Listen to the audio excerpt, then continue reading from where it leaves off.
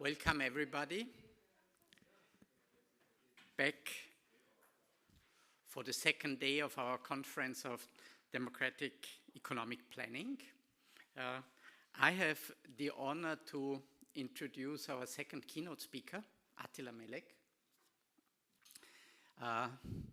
He is sociologist, historian, demographer, quite an interdisciplinary scholar, hosted at Corvinus University in Hungary, Budapest.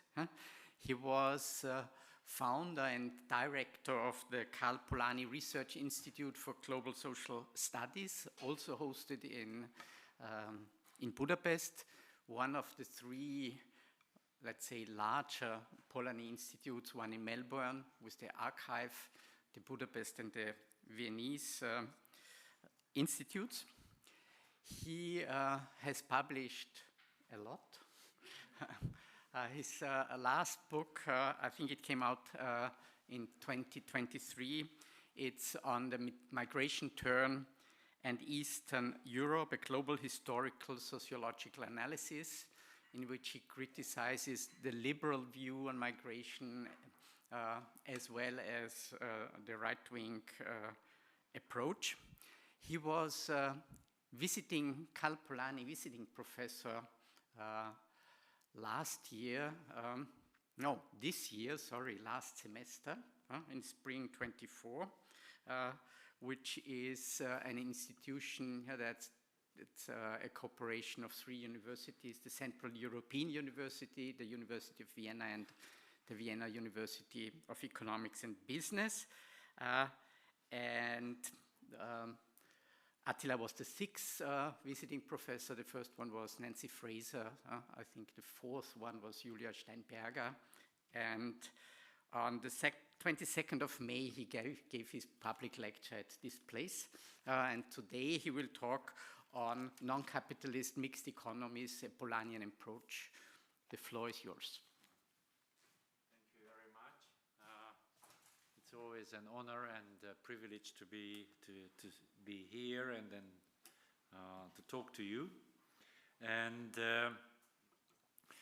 what I would like to do this morning, I know it's Saturday morning, that I would like to steer a debate with certain ideas we have been thinking about. The whole idea came earlier, but there is a journal called Eszmélet in Hungary, which is, I think, the only one, or definitely the oldest Marxist journal, which was established in '89, exactly during the transition. We are celebrating the 35th anniversary in a couple of days, which is a critical journal. And then together with the Karl Polanyi Research Center in Budapest, including the Karl Polanyi Society here as well, and so on, with wide thing, we have been organizing conferences on this topic of non-capitalist mixed economies, and I am pretty sure that we are going to have the next one. Once again, together, we are organizing this together with Andreas as well and many other colleagues here, which is going to be next November, right? So put it into your diary, that's all I'm saying. And I will try to legitimize why we are doing this, right? Because in the current situation, when we can see an amazingly deepening crisis of global capitalism in terms of building up new blocks and then building up new wars among blocks. In this scenario, I think this is out of our scope what to do with this. But the key point is that we have to be prepared for the post-crisis period, or the end of the crisis period, to have models. Now, that's the point. And this is why I'm actually here. So, what are the key points for today? The key point is that I have the very strong assumption that, and it's strange, socialism has been studied so much. Even, amazing area studies have been built up on it. But I have the strong feeling that we have to start the work what socialism was really about. Because there are all kinds of misinterpretations and all kinds of fallacies in the various descriptions of that system that we need to go back to do that. Why do we need to go back? And here that's something very important. As a Marxist scholar, there's one thing which I learned. We don't have laboratories. We have to go back into past to test certain things. Second, there is no social change without being historically built into. So any kind of an idea that I come with new ideas and then let's just, liberals are very good in this. Oh, we just spread this new pattern of behavior and it's going to be okay. No. The Marxists have a very hard task. Actually, this is why it's the hardest task. Because you always have to analyze what's really coming out of the story. So you have to figure out the dynamics of history, and you have to have ideas concerning that, and you have to check it again and again and again, and you have to go back, right? To be a right-winger, it's much easier. You just go and shout, and everything is going to be okay, right? Here, I think much work is to be done. In that sense, I think whatever people think, Marxism is, as a methodology, is something to be practiced day by day, right? That was the position of Georg Lukács as well. And then I will explain that why socialism is so important in this work. I'm going to have a thesis here, which I'm trying to defend in a Polanyian framework. Namely, that socialism was not a homogeneous system. There was an attempt to make it homogeneous in the beginning. They were introducing some kind of a planning utopia in the beginning, but very soon, and this is why I will come back to this, certain pluralism of social forms evolved, and I will explain why, till the end of socialism when it was brutally abrupted, right? So that's going to be the thesis. I hope it's going to be provocative enough. How I'm going to do this during the talk, I'm going to have 4 different points here. The first one is I'm going to speak about various social forms in socialism and how they are related to the Polanyian ideas of the forms of integration. Then I will do at the next part concerning some historical dynamics in certain countries. So empirically, materially, how it was actually evolving. And then I will come to the very interesting thing, which is where I would like to steer debate here as well, to ideational developments. I'm going to ask, has it been really ignored, that the thesis I'm talking about, or how others could see that, right? I would like to have a disclaimer here. Many of you are very well trained in political economy, in economics and so on. This is not going to be a political economic lecture. This is going to be something of economic sociology, economic anthropology, so it's not like that. So that, I think, is something very important. Okay. Now, just a second, I'm just checking. Okay. Sorry, I have to, it's not, oh my God, this way. Sorry, I wanted to go back. Now, the first thing which we need to demonstrate is that what are the problems with most of the theories. I don't want to spend half an hour on this just to explain how many theories have been developed. I just would like to make some points. So the key point in the various descriptions of socialism is that they are trying to see this as a homogenic system. There was something called the socialist system. And they are not talking about certain social logics and social systems within it, right? They simply ignore it. Or they suppress it and they say that was the key dominant form and then this need to be, it was suppressed. Plus, very importantly, which is the most amazing thing, is that in my view, socialism was the most experimental systems in modern times. Everybody gives the leverage to capitalism that it can change in various ways. And there are different epochs and so on. Why don't we do this with regard to socialism? Why can we speak about even not only just socialisms in terms of differences, but historically socialisms, right? Socialism was an ongoing process. It was not systemic in that sense, but an ongoing process.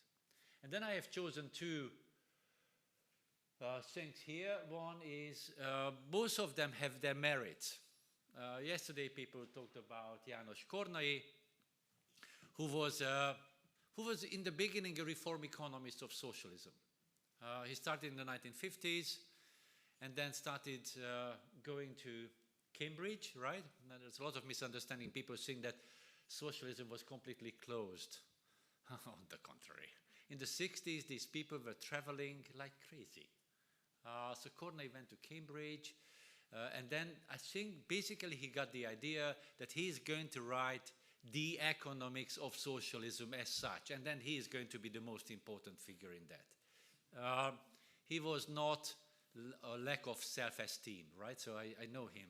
Personally, he had something, right?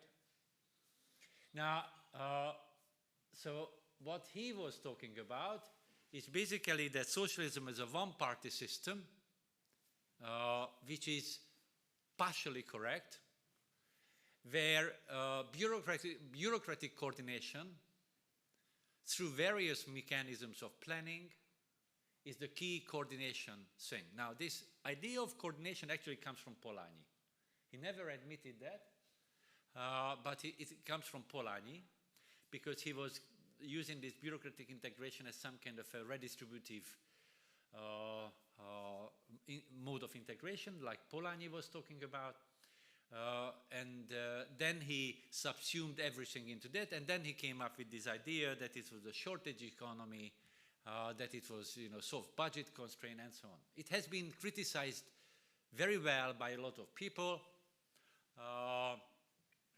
and later, clearly, he became a neoliberal economist who was promoting marketization massively.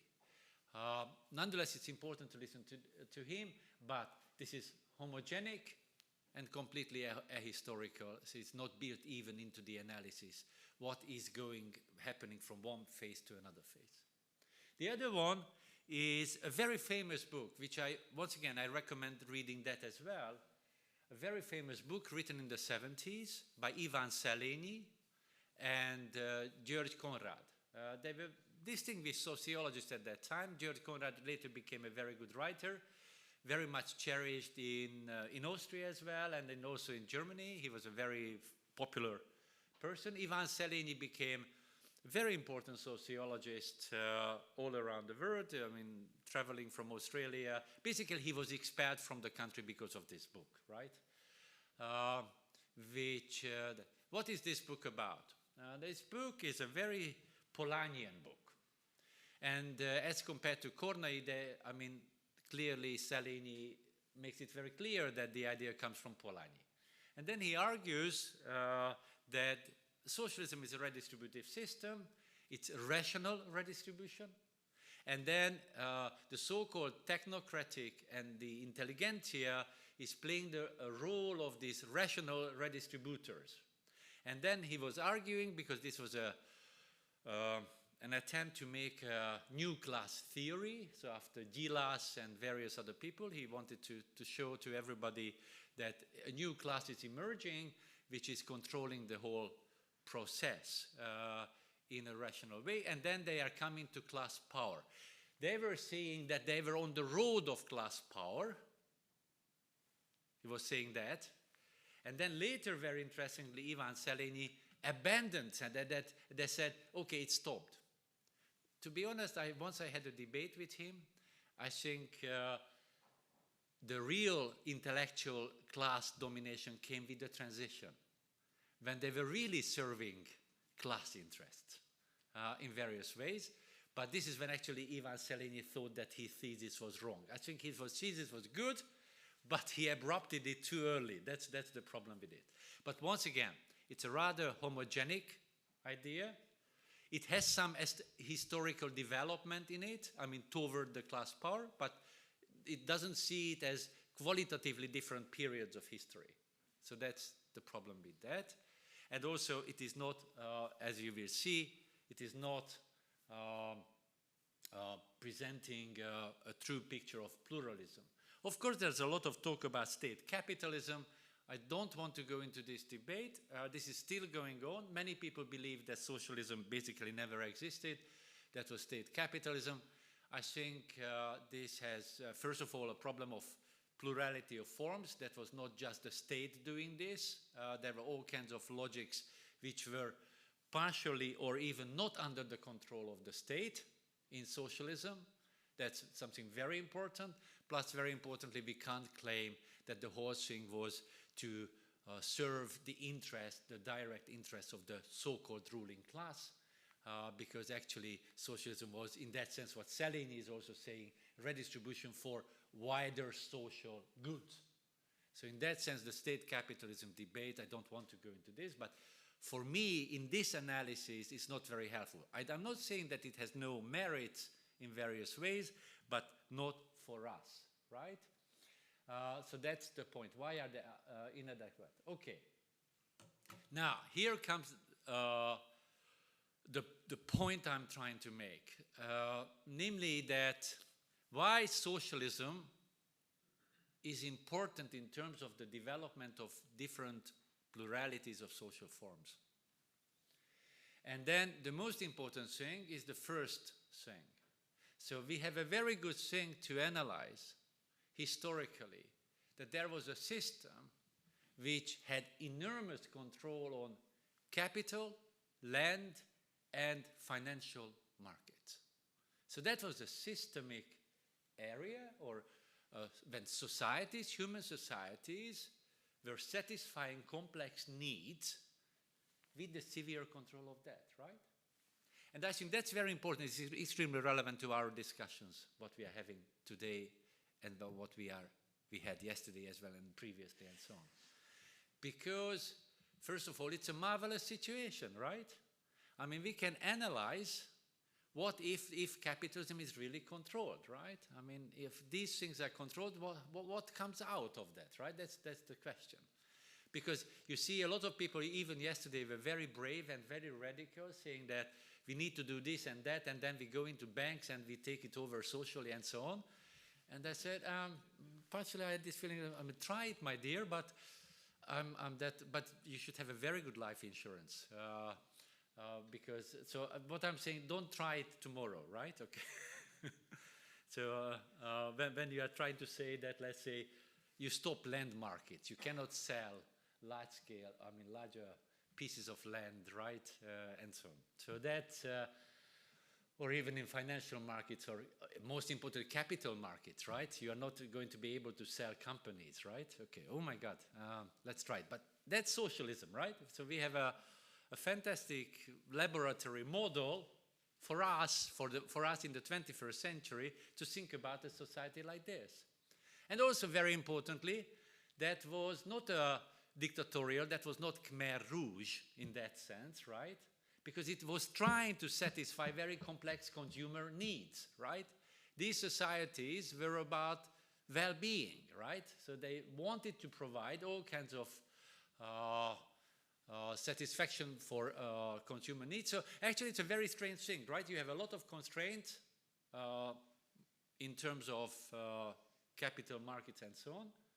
In some ways we would say very Polanyian scenario in that sense. And at the same time a high level of satisfaction of needs, right? That's already a good enough thing to think about, because of course we need to think about economics, which is thinking about how needs are satisfied, not how productivity and profitability is developing, right? And then this. One more Polanyian thing, and this is the second claim, is that it's not only just a plurality of these forms. By the way, in brackets, don't misunderstand me, even in capitalism we have a plurality. But the problem with capitalism is that there are dominant modes which actually are really able to suppress the other forms, one way and another. We had beautiful lectures yesterday, right, which was about this, how it is happening in information technology and so on, how they are able really to to swallow, like, you know, in the fairy tale, the pig which is eating everything up, right? But that was not the case under socialism, that's my claim. And that's a very Polanyian thing. Actually, nobody has written very seriously about the idea of balance with regard to Polanyi. So Polanyi says there are different forms of integrations, you know, market exchange types, by the way, redistribution, reciprocity, very importantly, householding, although they have a debate, he himself withdrew it later. And but shouldn't there be some kind of a balance between these different forms of integration? And in case you read him, and you will see it in one of the quotes as well, Polanyi had this idea of balance. I remember vividly when I was reading his pieces on the Roman Empire, when he was actually praising how market and the state could come together in solving certain problems, right? And how the balance could be achieved. So that, I think, is two Polanyian ideas: plurality of social forms. Socialism was movement toward that plurality, exactly because what Polanyi would have agreed on, because of the control on capital, land, and financial markets.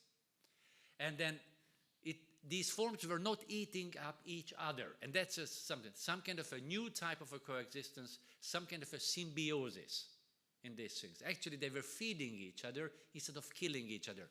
I know it's very provocative, but I think it's something important because we have to think about. We will come back to this again and again. Okay. So, somebody asked me yesterday whether I'm alone. No, I'm not alone. Come on. I'm following other people. And then here are just two quotes. One, Chris Hahn, from him I learned a lot. Chris Hahn has been analyzing socialism in Polanyian terms. Since when? Well, 1972, I think. So he started very early. And this is one quote from him. Hungary today, this is what he's writing in the early 1990s, referring to the 1980s. Hungary today is developing the sort of mixed economy which he, Polanyi, identified with approval in Dahomey and in the ancient Mediterranean, right? But which he never observed during his lifetime. It has a lot of redistribution, a lot of market exchange, and it even creates quite a lot of room for genuinely reciprocal social exchanges between individuals and households, right? He has maintained this, and it's worth reading all his books concerning this. The last one, Repatriating Polanyi, is a very good piece as well, so I'm really recommending this to you in case you want to have. He was following certain communities in Hungary since the 1970s, right? So he knows a massive amount, right? Now the other guy who is very important is Alek Nove. I don't know whether you have heard about Alek Nove. Some people, yes. He wrote a brilliant economic history of the Soviet Union, right? This is how he became very famous. I think he's from Scotland, right? He wrote a book. Actually, the first time he wrote it was 1984, entitled Feasible Socialism. And then he revisited this in 1991 and then published. And unfortunately, later he rather early died. And then he was asking himself, he was saying that, look, I'm not a socialist. But as a scholar of socialism, doing empirical analysis of that, in case you ask me what socialism is feasible, I can answer that. So that was his statement, right? A very honest statement. Amazing empirical work is done. So in case you read Feasible Socialism, is full of amazingly sharp empirical analysis, right? So you can read it as an economic history of socialism. And then this is the thing what he came up with at the end, right? Let me just quote. But there can be an efficient market economy without private ownership of the bulk of the means of production, right? He asks. Many economies in the eastern half of Europe now assert there cannot. So they are saying that, can we avoid private ownership in building up these things? And then, you know, of course, East European economists are saying, no, absolutely, you know, fundamentalists, right? I never forget when Karl Polanyi in Budapest told, why is it that Central Europe is producing all the market fundamentalists? Tell me, right? He was 96 at that time when she was passionately asking us, right? Alec Nova observed the same thing, right? And then he comes like this. So in my last chapter, I will have to argue with them, right? I have always advocated a mixed economy with a sizable cooperative and private sector alongside largely market-oriented state-owned industries. So he comes to the conclusion that in case you want to talk about socialism, then it should be some kind of a mixed economy, mixed in sectoral policies, mixed in ownership, mixed in various ways, right? And that's the only feasible socialism, right? So that, I think, is something very important that he came out. And then he, in case you read his book, then he comes back to this and that, what mistakes were made when this mixed economy approach was not followed. So in that sense, Alec Nova is something very important to us. And of course, we have to go back to his book as well and his analysis to understand. I vividly recall many of his points. Right. Now, okay, here comes a very complicated table, and with this I move into to the more juicy part of the story. I think you can't read it, right? Can you? No. Sorry about that, right? So, you have to stay. Okay. Take your mic. Take your mic. Okay, then I take this mic, and then I have to... Just turn it on. Here it is. Yeah. Okay, very good. Okay, so what you can see here, right? So I tried to put together the Polanyian forms of integration, plus, very importantly, to go below the forms of integration and to look at certain different types of social forms, how I call them, which is a mixture of economic behavior and ownership and the position within that integration form. So you can see planning and redistribution. Then you can see non-capitalist market. Now, this is something very important. Non-capitalist market meaning certain key economic factors are not for sale, right? Okay. Then you have non-capitalist market, different forms. And then you have householding. And of course, I put there at the end capitalist market as well, right? So that's it. And then I was playing with the game, how, you know, I chose Hungary, Yugoslavia, Poland, Soviet Union, and China. China in the 2000s, but the other ones in the 1980s. So what is the final situation? And I was trying to put together what forms existed in these different socialisms and how it comes together, right? Okay, in that sense, that was the key thing. What I wanted to show to you is this plurality, right? So I would like to get into this wood with all different forms. So state-owned companies, state farms, based on planning, very importantly, and only administrative markets, right? Planners markets, so setting prices and then doing this, right? Do we have in these things, sorry, in China it's missing here, but it's there in certain areas. In Hungary, yes, Yugoslavia, yes, Poland, very importantly, Soviet Union, dominantly, that's the case, right? Okay. Then do we have in non-capitalist markets, state-owned companies producing things for market, but not having a capital market, right? That's very important. This is what I would call kind of a, this is basically the idea of some kind of a market socialism, right? In industry and in services, right? In Hungary, that was the key mechanism, right? Basically, this is what was produced in 1968, the new economic mechanism, and so on. Yugoslavia, yes, but very importantly, Yugoslavia comes with another form of the non-capitalist markets later. We talked about this yesterday. Poland, very important, yes, Soviet Union, partially, and then China also very important, right? It's one key sector of the Chinese economy in that sense. And then you have non-capitalist markets, state-owned farms producing things for market, then you can find all these things.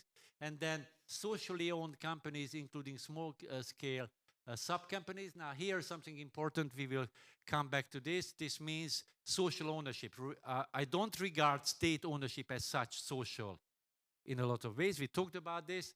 Here in Yugoslavia, we can talk about this, that this is the control. In Poland, there was an attempt, that was the Solidarity movement, which tried to do this based on the Yugoslavian example, but they failed within socialism. They could not achieve. Soviet Union never had this. And we have huge problems in China as well with regard to that as well, right?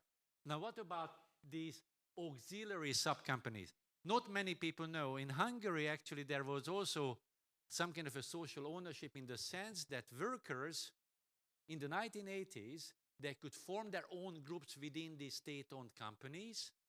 And after work, they could go back and then they could do their own economic activity for market using the machinery of the company, right? For instance, that's just one, one jewel out of the many things which not many people know, that such things existed. It had two different types. I don't want to go into this, but it was not private capitalism at all, right? There was a complete misunderstanding around that. It was something, within a form of integration and within a social form, it's some kind of a sub-form which also existed. Now, okay, cooperatives for market, right? That's something, once again, a lot of people think that, oh, cooperatives were just state farms. I mean, that's, once again, I think a huge mistake to make because the cooperatives, I'm not saying that there was no state political control over things and so on and so on. Far from it, right? Plus, in case you think that I'm not critical towards socialism politically, being authoritarian, controlling these things. No, of course, very authoritarian, very problematic, especially, tragic in a lot of ways, what was going on. But many of the cooperatives, for instance, in my country, had real autonomy. They were making investment decisions together. As members, they were coming together and making investment decisions, plus market decisions, very importantly. So, and then that's it. And then, of course, prices were could be regulated, but it was a market, right? But once again, the land market was severely controlled, right? So cooperatives were not selling to each other land. Basically, in case there was a problem, they were trying to make limited deals that I hand it over to you and then you hand it over to me. That's such exchanges. But there was no such thing as a land market, right? Very importantly. Then, of course, there was a non-capitalist market and householding, which I think is once again a very important form. Namely, these household economies were the things that people were given, and that I think very characteristic. China is a very good example. China learned it from Hungary. Actually, Chinese experts came to Hungary in the early 1980s. People say 300 people showed up and stayed in the country for half a year to study it, and they learned it, right? And they went home, and then they did this kind of a householding system, which is collapsing now to capitalism completely now, right? Okay. But they learned it from Hungary. What is this? In the small gardens of rural people, and not just cooperative members, but mainly cooperative members, they were given, and this is something very important, a lot of support to build up their own little household economy in terms of animal husbandry, vegetable, and fruits. For that, the cooperative was massively assisting to this, plus also it was providing market for it. I will come back to this. This is something very important because one of the key things today I'm trying to show you is that this is what we need to analyze, how the different forms are linked to each other. This is the new economics I am for, that we have to look at these linkages and we have to analyze because we don't have it, right? So that's, I think, something very important that we need to do this. So this auxiliary household economy was super important. I will show you very important empirical details immediately to you, but that I think is important. Also, the other thing is all these analyses come on, all these macho economies, right? They always forget household and care work. under socialism as a different form of economic activity, right? Completely. I mean, how is that possible? I simply don't understand. But it was, of course, massive. Very importantly, it was massive because there was not a marketization of these services. So a lot of household activity had to be done by the household, right?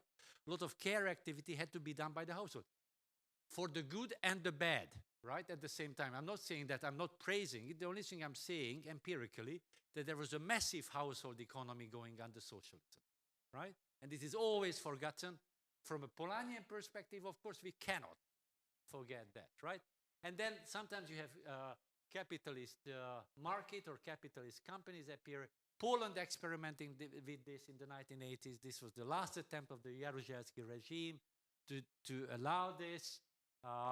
And of course, massively China. Now let's see then I hope now it's better, right? It's a preliminary. This is a preliminary table, right? So, I mean, we need to come back to this again. So, what about the evaluation of this table, right? As already said, household economies are basically ignored. Care systems and work exchange was ignored in these reports. Hungary had a rather sophisticated mixed economy from the 1960s. This I try to demonstrate to you.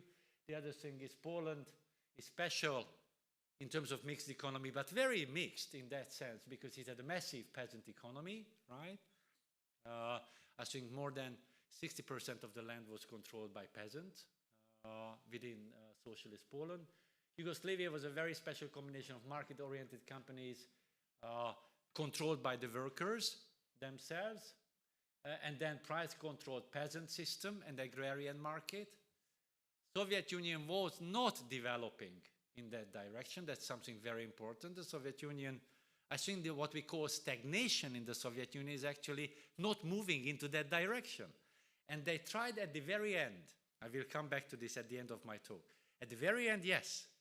1985, they started, oh my God. They started saying that we should do something about this, really. But up till that, they were not doing this. And even in the late 1980s, there was just a lot of talk. And in the end, they abruptly finished the story. Is China some kind of a non-capitalist mixed economy? Then I would say, no, not really. China is actually very special. It's more of a dual economy with, a socialist part and very importantly, a fully fledged capitalist one. And to be honest, I'm not absolutely sure about the future of this model. But in that sense, in case we evaluate it, then China is not really, we have to look at it. It shows the problems I'm talking about, but I think the answer is not perfectly okay. How much time do I have? This is the problem. When people start knowing you, this is the end of the story, right? Okay. Okay. Now, how important were these forms? You may ask this question empirically, right? And then, now I come to Hungary, and there's just two things. 50% of vegetables and fruits were produced in these auxiliary household economies. 50%, right? Okay, on the land of 10%, they produced 50%. Which was amazing. It was a lot of, once again, for the good and the bad, a lot of family work, but also very importantly, getting a lot of support from the community, right? Plus, look at this, and then Rudolf Andorka,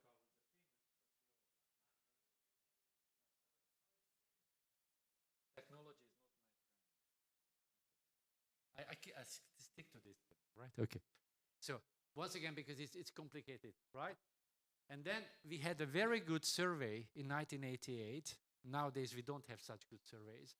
A household survey, a very detailed household survey, what people were doing, and then, very importantly, that was a Hungarian innovation, time budgeting. How much time do they spend on certain activities, right? And it's a large-scale sample, right? So we are talking about not small samples, but a large-scale sample. And then look at this. What half of the adult population was involved in this agricultural work I'm talking about? And half of the population, right? So once again, it's a proof of mixture that half of the population was involved in this very non-socialist kind of a social form, and they were doing this. It was not market economy, it was a very special non-capitalist market economy in that sense, and they were doing this. In industry, it was much less, but pay attention to the thing, which is also very important social historically, that people were combining different jobs, one in industry, one outside, so they were combining. So actually, families could have a portfolio, like a household economics, a portfolio that some people worked in the industry, some people worked for the cooperatives, and some people were doing the things in the household economy, and they were having these portfolios. So that, I think, is very, very important in this respect. Now, let's go to the next point. So the next point in this talk is, let's look at the historical periods. When is it, how this mixture was evolving, right? And then, of course, I don't want to go into this because you have seen this already in many, many ways. Of course, as socialism came into existence, immediately it got into the problem of mixed economy. We will talk about this a little bit later. And then, very importantly, and that's a debate now in left-wing circles as well, I consider this, Stalinism was not only a problem in terms of political repression.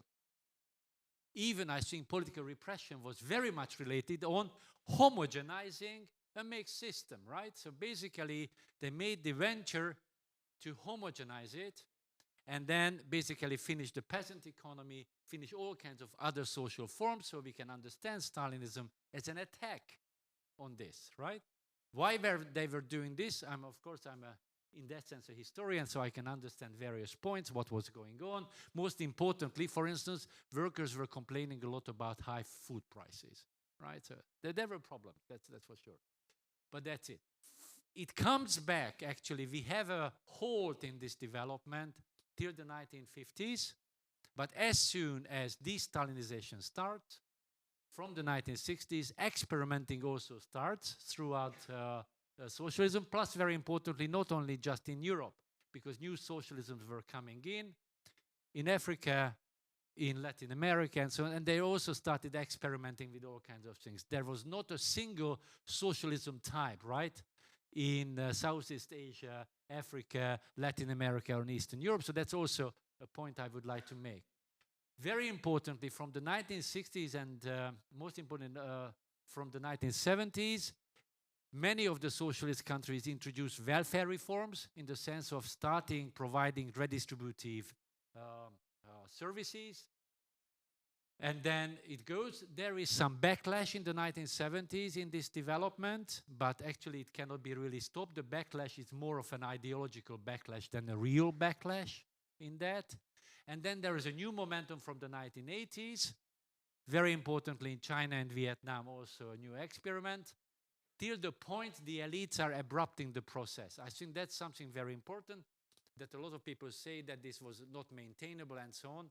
I think, honestly, I'd give you just one figure for that. When Hungary finished because of the debt crisis, socialism, this is what we were told by the elite, it was 65% as related to the GDP, our foreign debt. How much is it today? 75. How much debt is in Japan at the moment? 240. Thank you very much. So this is how actually socialism could be finished. Very good. For socialists, 65% is good enough for finishing the whole project. So the elites were using this as an excuse, not because the social model was completely bankrupt. So that we can have a debate on this.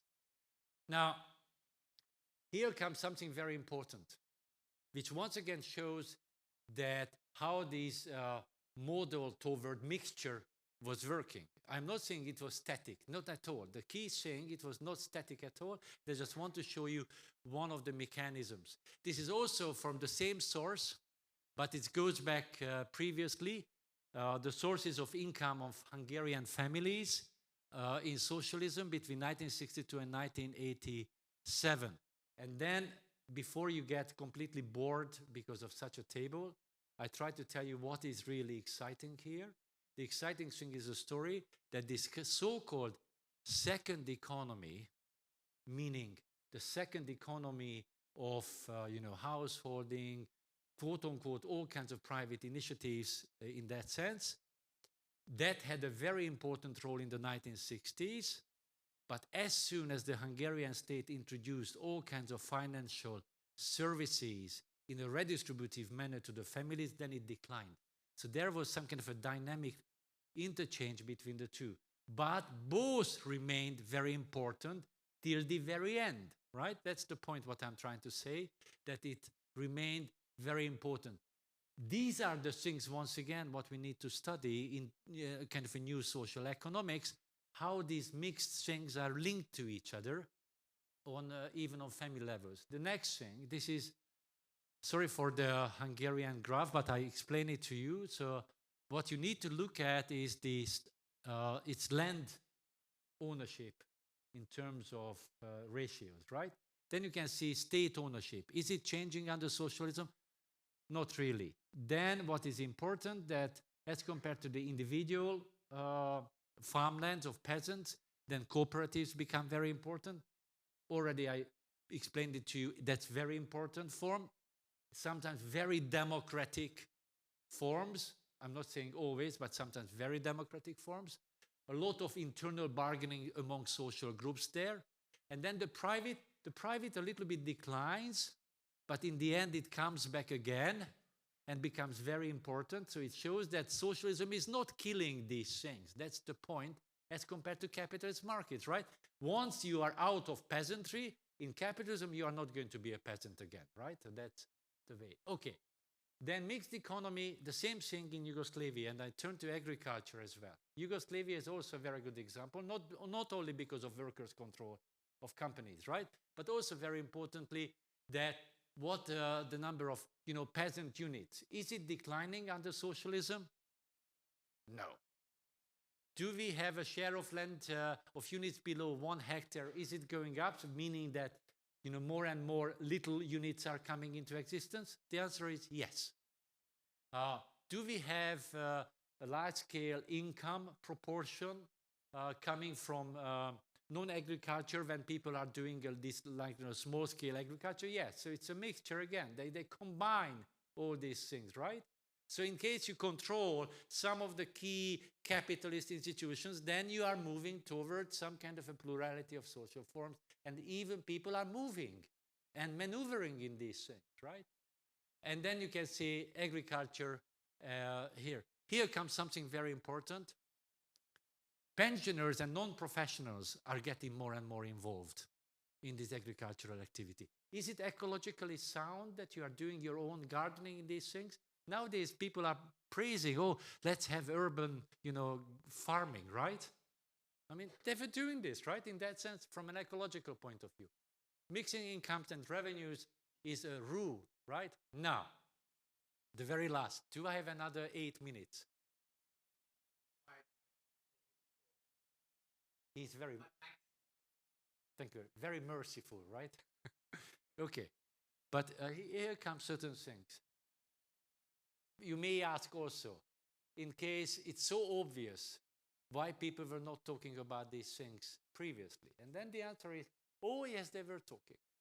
They were talking, but in the representation of socialism, they did not become dominant. And I would like to draw your attention to certain key moments for a second, right? And I will try to be provocative. I can tell you that this whole intellectual history I have not been able to put together, so I have points where I can explain, and then to see the historical change, but it's, it's a kind of a massive work, right? Rereading all these things. Now let's go back to Preobrazhensky. Preobrazhensky was an economist, a brilliant economist, who is actually very much understood as he is for the heavy industrialization, right? Against, peasants and so on. I'm not saying that politically that was not the case with regard to Preobrazhensky, but Preobrazhensky was an amazingly good economist who understood that there was a need to create new economics. What was that new economics about? And he said, we need a new theory of mixed economy. This is what he was saying.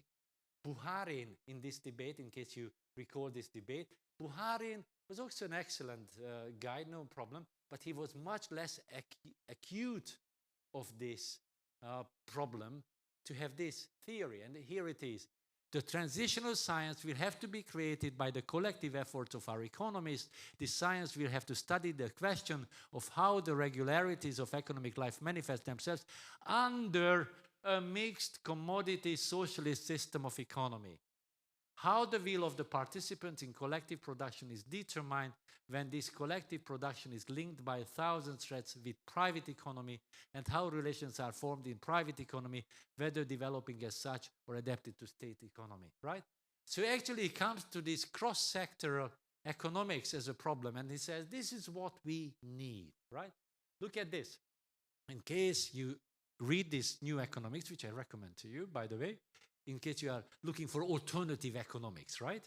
And then you can see that Mr. Preobrazhensky, don't worry, massacred by Stalin, don't worry.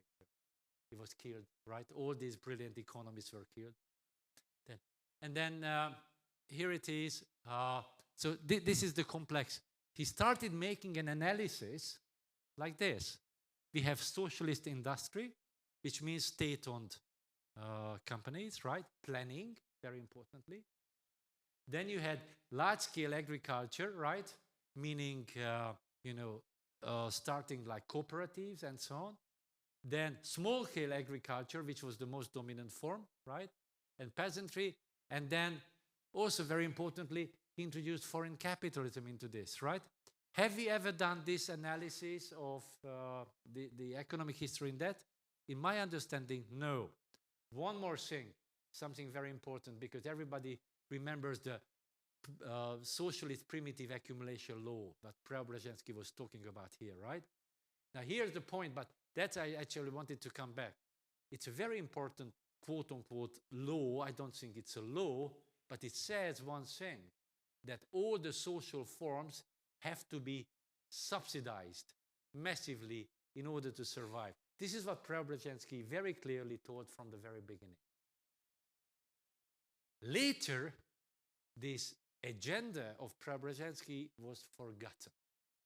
And very interesting in case, and I think one of the things what I have as a project in my head is to rewrite the critique of reform economists in socialism. Because I think they have a huge historical responsibility of not understanding certain things, and I want to understand why they didn't understand it, right? Okay. Otto Schick was a very important economist in Czechoslovakia, and then he was a head of a very important organization as well, and he started writing about, commodity, market, and so on very early, and then socialism. And then he came up with the following thing, that this planning redistributive economy is not working because it is socially understood in somewhat a capitalist way, inefficient. Efficiency is to be increased, and he treated, I checked it, and he treated the whole economy as a homogenic economy.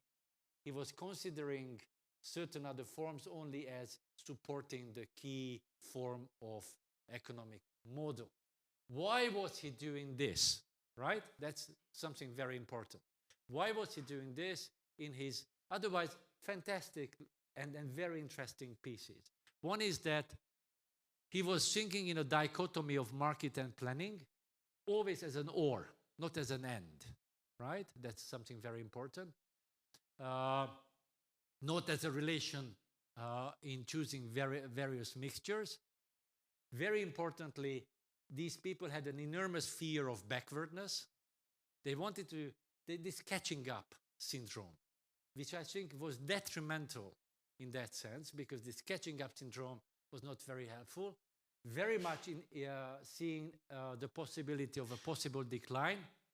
Also, very importantly, he was afraid of unequal exchange with the West and the fear of dependency.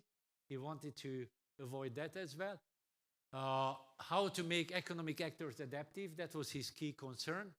And then ignoring social conditions and contexts, right? Further things, looking for the generally direct social character of the work, and then, of course, having this ultimate illusion that market can solve all problems in this respect. Actually, to be honest, when I was reading him, I was shocked. I think it's Karl Polanyi once again. He was also some kind of a pro-fundamentalist, but in a hidden way, because in a socialist language, and it was different. That unity of interest on national economic basis, methodological nationalism, that was also very important, right? Now, okay, and I'm coming to the final points, finally. I hope you are still not struggling with sleeping. Mixed economy. Did it come back in the 1980s when we could see that it was actually happening? And the answer is yes. In all the cases, it came up. Did it come up in Hungary? I didn't want to make one more slide on Hungary, but yes, it did come up. People started, economists like Erzsébet Szalai started talking about a third way, meaning that a new model was emerging out of these things, so the mixture came up. Did it come up in the Soviet Union? Absolutely. One of the key things, in case everybody talks about Gorbachev's perestroika and glasnost, right? These were the key. But you see, this perestroika was an idea to come back to the original NEP mixed model. So they started a revitalization of NEP. And then here is an observer, Robert David, who wrote a very good piece on this, that everybody was talking about Bukharin. Everybody was talking about this mixed system in the 1920s and how to get to that, right? And then I'm just saying this. This is what he's writing, that NEP was silenced. One more thing, very important. This idea was silenced earlier. In the 60s and 70s, when their Soviet reform economists were making proposals, they never made references to these things. They absolutely avoided that. So it was suppressed. It came back only at the end. So by the autumn of 1988, the view that the continuation of the market relation with the peasants after the end of the 1920s would have been a viable, superior alternative to the administrative command system, overwhelmingly predominated in the Soviet press and media. On the 100th anniversary of Bukharin's birth in October 1988, the obituaries were full of praise for the Bukharinist alternative, right? Meaning the alternative of mixed economy. Because Bukharin, that's something we can come back, but let me explain. Bukharin, as opposed to Preobrazhensky, was really for the mixture politically. But he misunderstood the nature of peasant economies. He was expecting that in case you increase prices, agrarian prices, then peasants are going to accumulate. Preobrazhensky said no, and Chayanov, another Russian economist, explained peasants would not do a primitive accumulation.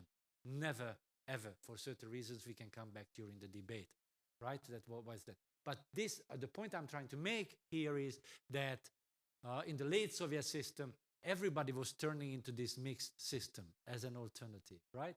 Then, of course, China. And then, to be honest, I'm rereading many of these analyses and many of the thinkers since the 1970s, Liu and various other people from the 1970s.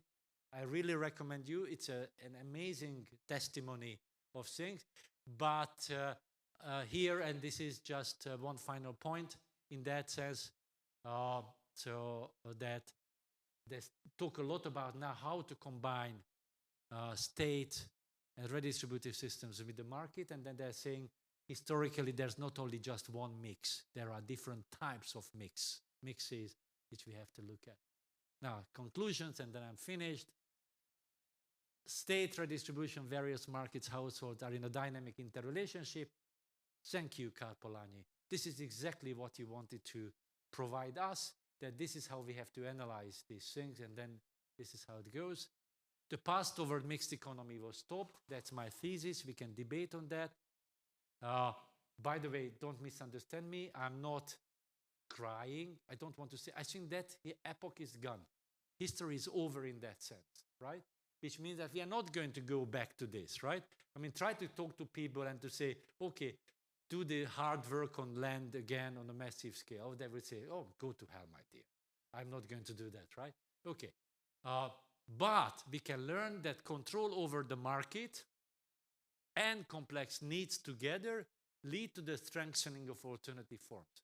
So my message for today as well, once again, first you need to control, and then you will see that not you will develop it, but the society will develop all kinds of forms in various ways. We just have to be in an interaction with society in this respect. We need new economics, sectoral, integrational links and differences. This is what we need to do, and then I think it's important. Individualism, in case you ask me, is not going to go down, but social context and effects are to be set. So this new type of market-created individualism is going to be a historical factor in the coming era. We have to rethink it in a lot of ways. Certain sectors will remain private economy. And actually, this is what Alec Nova says, don't be afraid. In case the other sectors are okay and you do have a balance, you don't need to be absolutely afraid of that, but it has to be very clearly circumstanted. Care work and smaller communities are going to be crucial in these coming things, in this kind of a mixture as well. I think a lot of thinking is going on, thanks to a lot of scholars even here working on this. That's actually something. And of course, I'm not saying planning has to be reintroduced on various levels. The debates, I don't want to repeat the debates what we had yesterday. That's it. And I'm pretty sure that by the end of the 21st century, this is going to be about mixture. Thank you very much.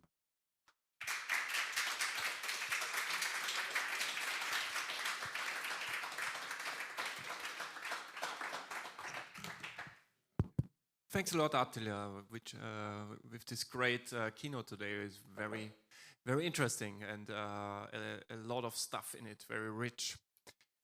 So I think we can proceed similar way as yesterday. Take a few questions, 3, 4, and then you respond. That's good for you. I'm happy to respond. Yes, absolutely. Good. A simple question for my understanding. In one slide, you showed that the employment rate in Hungary was declining. And why? Why from the 70s to the 90s, I think, or the 60s to the 90s? Very, very, very important. There was some employment, but it was the income from employment. The ratio of income from employment. That was the table. But why that? Because, for instance, the Hungarian state introduced some welfare mechanisms, providing, family allowance, all kinds of things. And then the ratio, it's not that the income went down, but the ratio went down. So alternative forms became important. That's also a point in my mixture, that even these incomes, which were diverse in themselves, even in employment, but there were incomes out of, not in employment, right? So that's.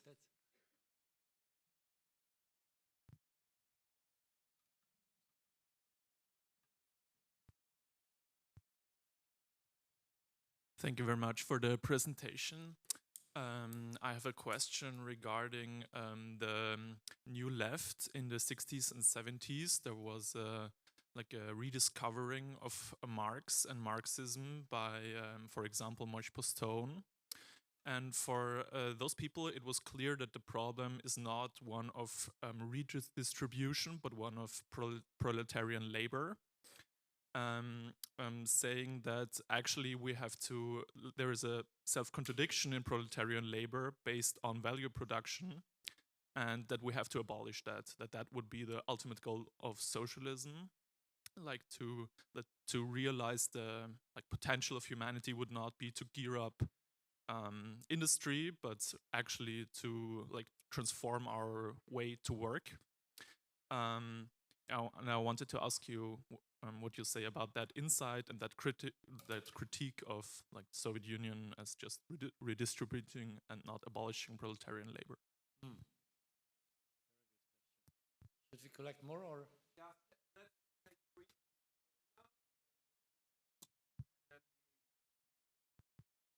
Yeah, thanks a lot for this very informative talk. I really enjoyed it, and I wanted to ask, I found it interesting that you brought in this perspective of householding more, also arguing that it's been structurally forgotten, that it's been a massive part also in socialist economies, because no marketization of care was taking place there. But then I was wondering, because on the other hand, like as far as I understood householding, it's mostly about unpaid care work. No, it's mostly about, for example, the marketization, like, I don't know, you're not employing nannies, you're not employing cleaners for your house. But at the other, so in this sense, it's bigger than in capitalist economies. But on the other hand, the public provision of care work, like for example, in terms of childcare, was much bigger, much earlier than like in capitalist economies. So I was wondering, in your table, I couldn't read it properly, but where you would sort in the paid care work, and if you could elaborate a little bit on this. Very good question. I also want to say that this was a super informative and super interesting talk. Thank you. Really, really interesting. Perhaps my question is a little bit too big or too wide. I would be interested about economic forms or anomalous phenomena in the history of so-called socialism, for example, like Khmer Rouge or North Korea, because I would be interested, perhaps it's difficult to get information about that or some, but how you would describe these phenomena. Okay, thank you. Okay, so let's take these 3 questions and then another round. Yes. So the abolishment of proletarian labor and then all the various social mechanisms related to that as a precondition of socialism. Look, my answer to this, I think this new left and this new Marxist approach in the 1960s and 70s was extremely important, and the critique over the so-called Soviet socialist systems was extremely important. And what I wanted to show you is not something ideal in a lot of sense, but what I wanted to, and of course I'm critical in that respect, so I would not say that industrial labor in these countries was fulfilling the full emancipation of these people. And even I can go further. I think coming from Budapest, so when Georg Lukács, in one of his last pieces, was telling that in case you don't solve the economic democratization of these economies, you are going to end up in capitalism. By the way, he would have been very harsh over the Chinese reform economists as well. I think he was very right. I mean, some of even the basic conditions were missing, let's say politically, in controlling these things. Even in the case of Yugoslavia, we have a lot of talk about that, how it was not fulfilled, and so on. So this critique is there. But as some kind of, as an optimist minimalist, I would say that as compared to the capitalist systems, first of all, these systems were able to maintain different social logics. People could move within these things. So one of the key things from Marx as well is that you are not supposed to be stuck in your division of labor position and so on. You should be able to move. One thing which is very important, that with a lot of hardship, and I don't want to be mistaken on this, with a lot of hardship, with too much work, these people were able to move, right? And then to experience different social logics in that, within the family or individually themselves, right? So that's very important, or even historically in that sense. And that, I think, is something important, because in my view, in that sense, this was a little bit more balanced system. In capitalism, you are not going to have such balance. In capitalism, the suppression is going to happen again and again and again, right? I don't have many of the illusions. Also and then I'm linking this to the next question.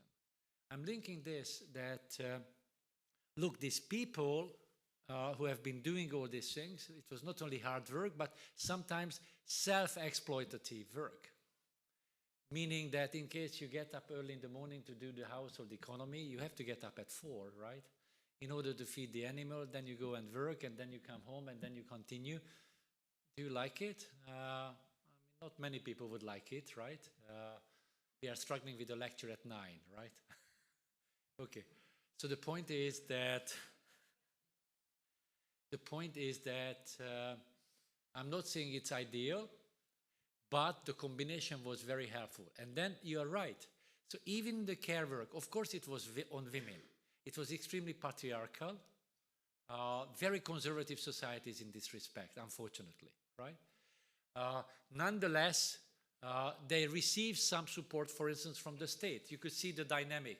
The state started providing financial and collective consumption like kindergarten and nurseries and schools, and all of them completely free, and healthcare and all kinds of things were introduced into that, which was a big help in these things.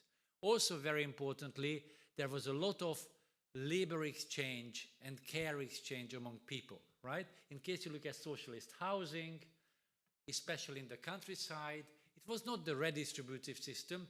These rural people never got big blocks, right? They had to build the houses themselves. And they were doing this with a Polanyian reciprocity labor exchange mechanisms, which were extremely important, very integrative socially, right?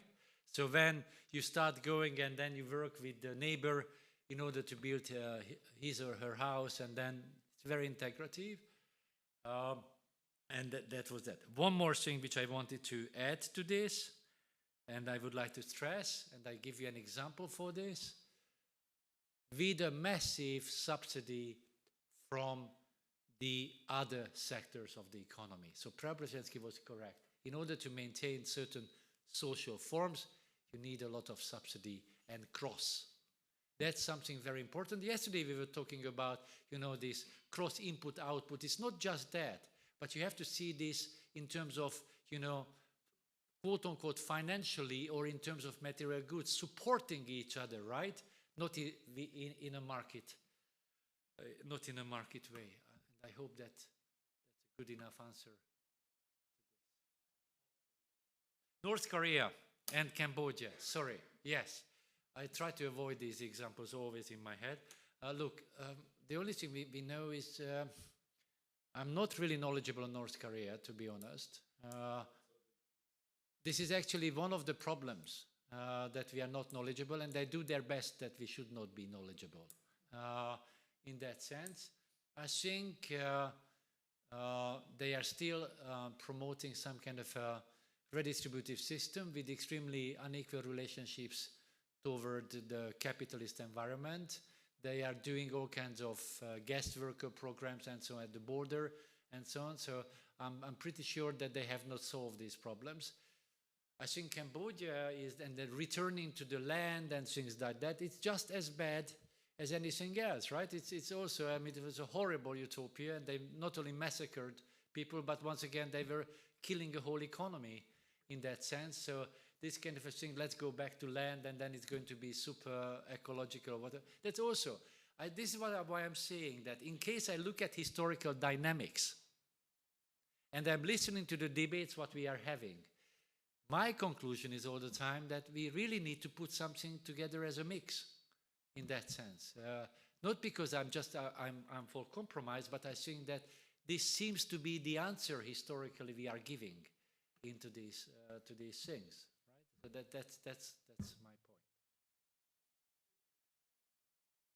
We can take, we make another round with 4 questions. We have 1 question from the online community, and then one another here. You had also? Okay.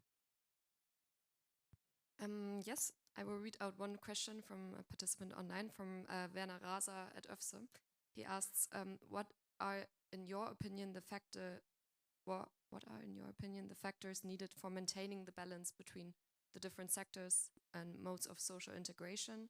In other words, is it possible to have a private capitalist sector within a mixed economy? Yep. Okay, thanks. Yeah, very interesting talk.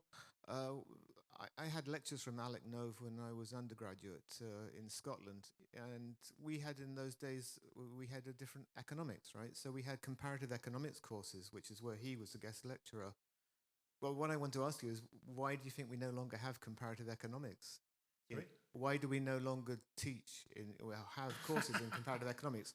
In the early 1980s, The Economist had a headline, I remember, which was "Mixed Economies of the Future," and they used Yugoslavia as an example. Right? This is, nobody would believe this today, that the Economist would be publishing something like that. One question more directly is, when you're talking about the forms, you talk about integration. I wonder why you don't talk about coordination, why you use integration. And the last thing is, you say that nobody will go back to the land, right? Because once you stop being a peasant. Actually, I would contest this very strongly, because I think in a crisis situation, where do people go? They go back to their land, right? If you've got to eat and you need food, where do you go? You go to the countryside. You see it when you had in Greece. What did people do? They left the cities and they went back to the villages, right?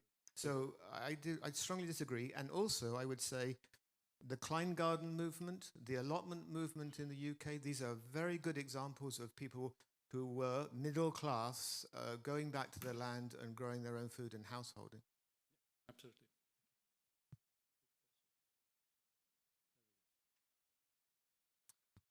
Thank you for your fantastic talk.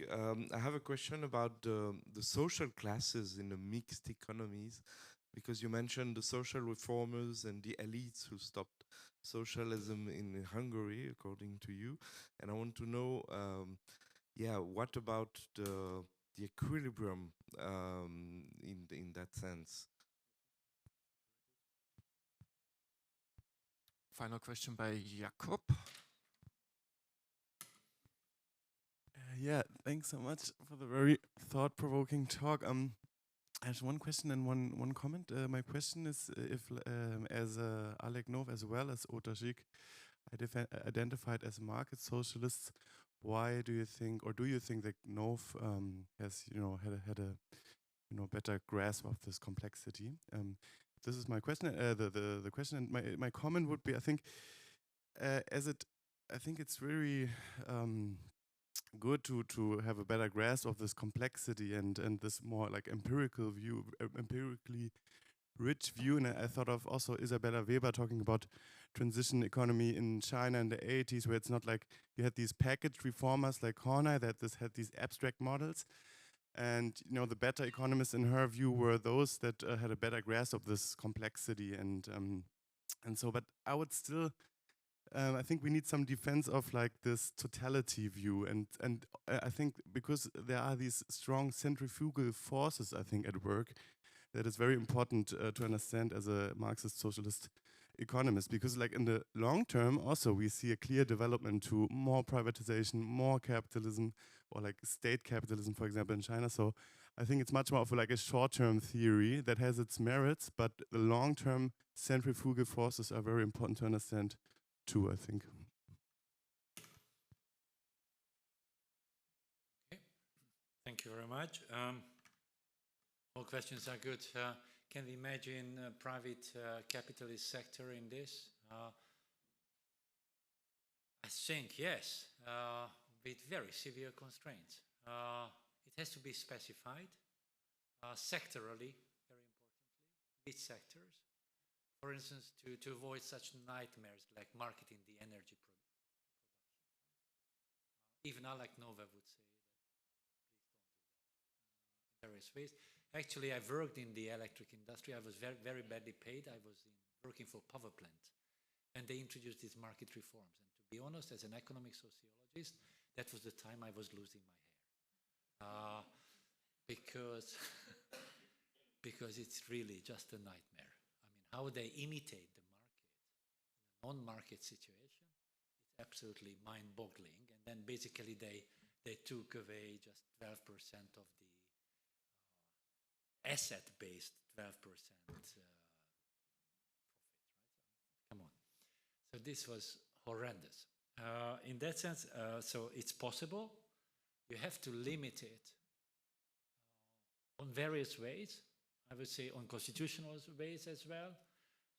And you also have to have certain discouraging things in case it wants to move into other sectors as well.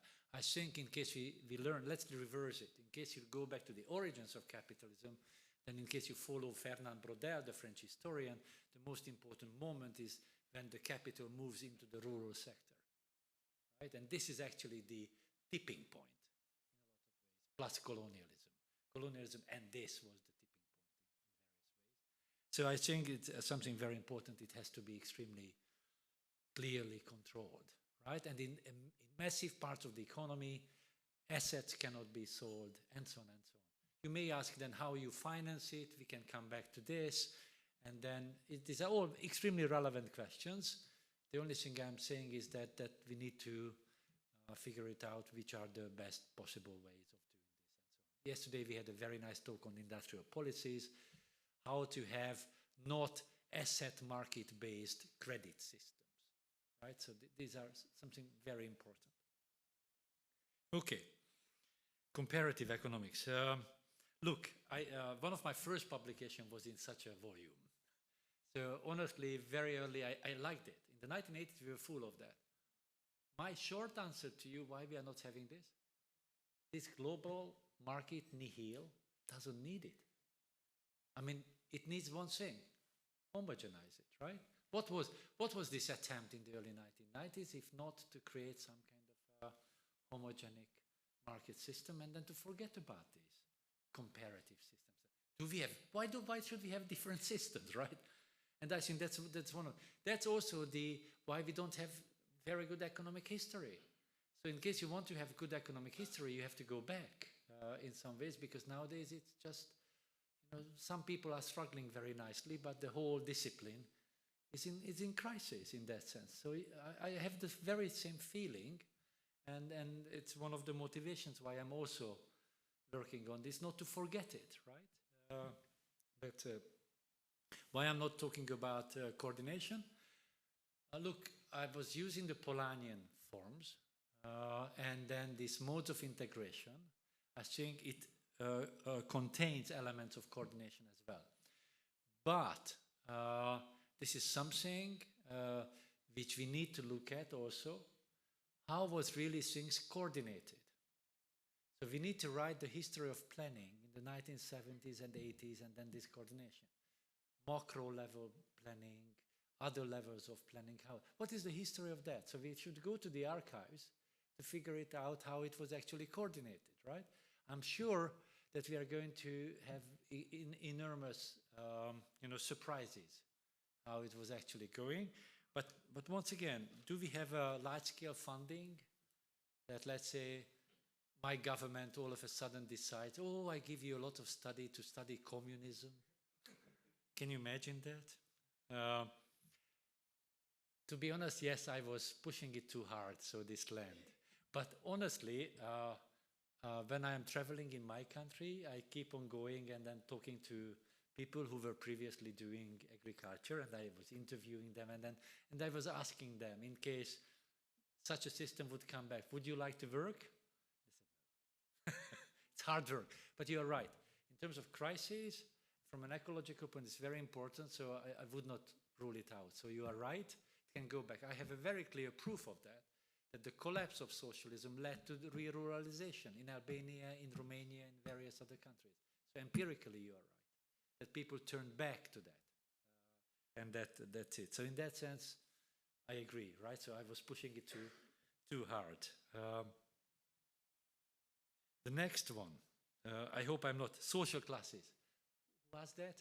Yes, brilliant question. Another lecture.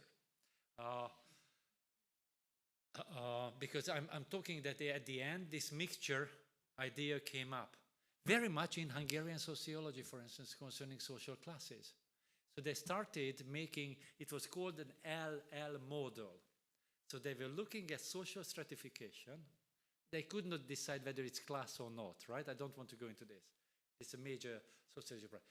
This L model was the following, that this was the state redistributive axis, and this was the second economy, and as they called it, market axis. And they were trying to put social groups in various things, right? The only thing I'm saying is that in case we have a mixed economy system, then of course we have this, plurality of social groups, right? And maybe we have more of a mosaic in a lot of ways.